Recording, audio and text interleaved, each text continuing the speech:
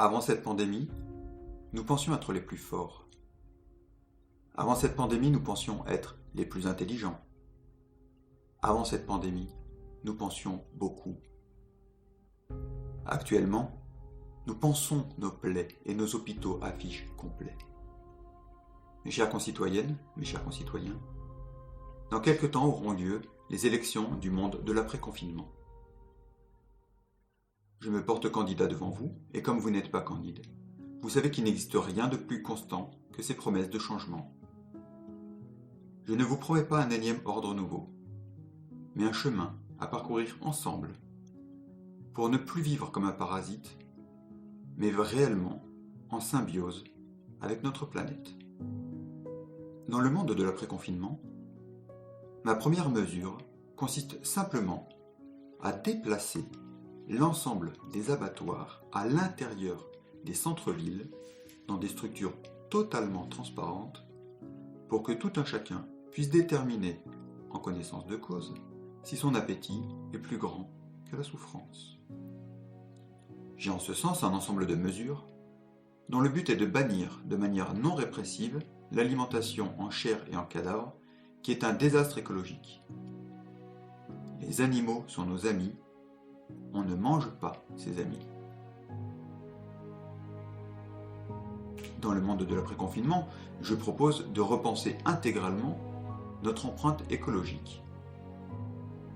Partons d'un constat. Toutes les espèces vivantes, animales, végétales, sont capables de s'autoréguler. Puisque nous n'en sommes pas capables, nous devrons nous y contraindre. Pour cela, la solution est simple et ne souffre d'aucune ambiguïté. Nous devons rendre à la nature des continents entiers que nous aurons préalablement nettoyés de notre présence, avec interdiction absolue de fouler les continents abandonnés. Il faut que la nature puisse reprendre ses droits.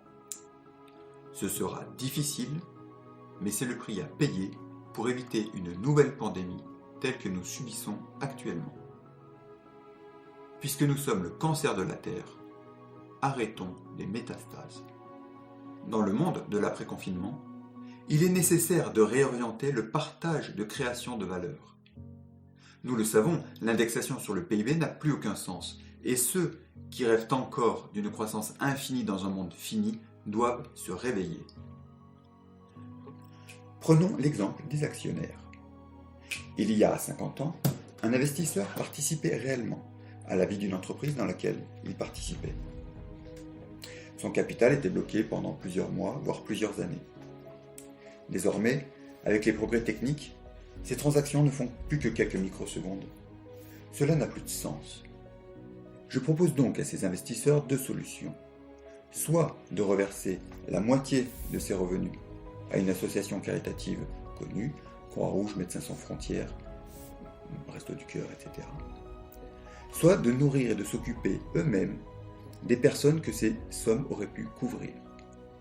Car nous le savons, la collaboration donne de meilleurs résultats que la compétition.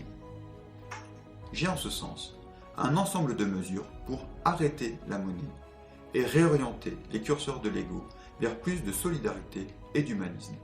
Car nous le savons, celui qui est maître de lui-même est plus fort que celui qui est maître du monde.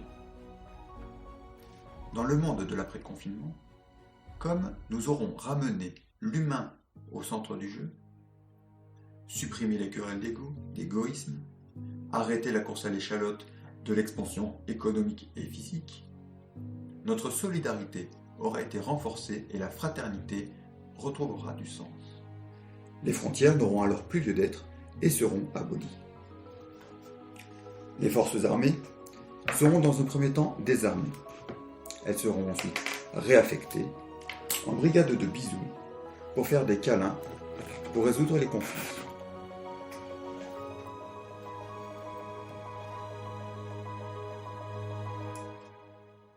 C'est mon programme pour ce monde post-pandémie. Ensemble, ayons un jour d'avance sur ceux qui imaginent demain. Vive l'humanité, vive le monde!